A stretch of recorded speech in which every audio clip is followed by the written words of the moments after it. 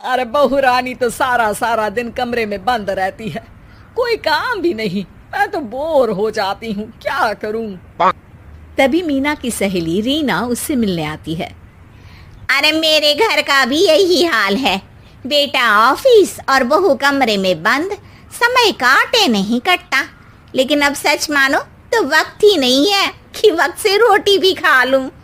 अरे बहन, मुझे भी बता दे कौन सा जादू चलाया है। मैं भी अब जिंदगी के बचे कुचे दिन आराम से काट लूं। दीवारें देख देख कर तो बोर हो गई हूं मैं। रीना मीना को एक स्मार्टफोन देती है। ये ले, ये है वो छड़ी जो जादू करती है। इसमें मैंने तेरा फेसबुक अकाउंट भी बनाया है, एंजल प्रिया के नाम से। बस अब यहाँ दोस्त बना और सबसे बातें कर। सास को पहले तो उतना समझ नहीं आता है, लेकिन धीरे धीरे वो उसकी आदत डाल लेती है। माँ जी जल्दी से खाना खा लीजिए, मुझे थोड़ा काम है। अरे तू जा, मैं खा लूंगी, अभी वक्त नहीं है।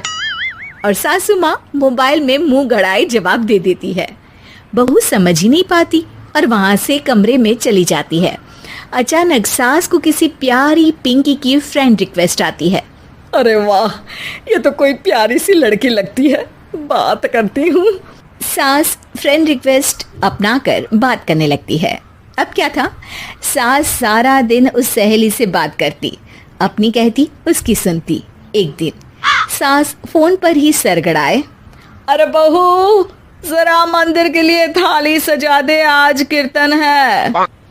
बहू फोन पर किसी को मैसेज टाइप करते कहती है, माँ जी क्या है, अब मुझे क्या पता कि आपको कौन कौन से भगवान की पूजा करनी होती है। तभी सास के पास कोई मैसेज आता है। अच्छा अच्छा ठीक है, रहने दे, मैं ही कर लूंगी। अब मैंने मना थोड़ी ना किया है, कर देती हूँ मैं। अब मैंने भी बोला ना कि थोड़ी देर में बात करती हूँ, तो मैं ही कर लेती हूँ, तू जा अपने कमरे में। बहू वहां से चली जाती है। सास मंदिर पहुंचती है और मंदिर की सीढ़ियों पर बैठकर सास फोन पर लिखती है, अरे मेरी बहू सारा दिन अपने कमरे में बैठी रहती है। वहां से रिप्लाई आता है, मैं आपकी बहू को तो जानती नहीं हूँ, लेकिन हाँ एक बात है, हो सकता है आपने उसे ताने दिए होंगे या फिर उसका दिल दुखाया होगा। ऐसा करने पर बहुओं का मन ससुराल से हट जाता है। याद रखिए, बहू और बेटी में फर्क होता है।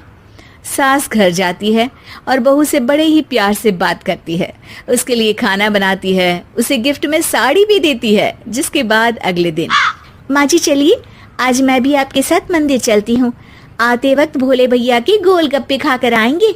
अरे हाँ बहू, ये तो अच्छा है, चलो।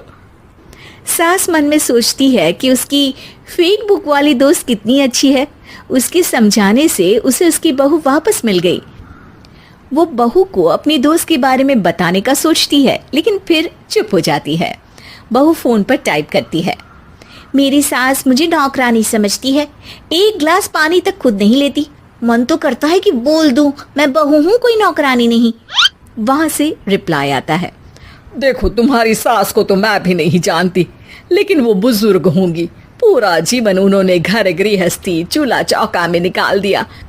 और फिर तुम ये भी मत भूलो कि जिस पति पर तुमको इतना गर्व है, उसे भी शिक्षा उन्होंने ही दी है। तो जिसने तुम्हें इतना दिया, क्या तुम उनकी थोड़ी सी सेवा नहीं कर सकती? बहू भी अगले दिन से सास का सारा काम करती, उनके पैर दबाती, उनका ख्याल रखती, उनके साथ घूमने जाती। एक दिन सास, बहू ये लो मेरा हीरे का हार। पहले तो सोचा था कि अपनी बेटी को दूंगी, लेकिन आज जब मेरे हाथ पैर में दर्द था तो तुम मेरा साथ दे रही थी। समय पर खाना पानी देकर तुमने ही मेरा बुढ़ापे में साथ दिया। उसके हिस्से का बहुत कुछ मैं उसे दे चुकी हूँ, लेकिन ये अब तेरा। बहू तो ये देखकर खुशी से उछली जाती है। वो सास को गले लगाकर कहती है, माँ जी आप सच में बहुत अच्छी है। भला हो उस एंजल प्रिया का जिसने मुझे आपसे वापस मिलवा दिया, वरना मैं तो हमेशा आपको गलत ही समझती। मैं तो सोचती थी काश वो एंजल प्रिया मेरी सास होती। क्या नाम लिया बहू? एंजल प्रिया तेरी फेक बुक फ्रेंड है? हाँ माँ जी,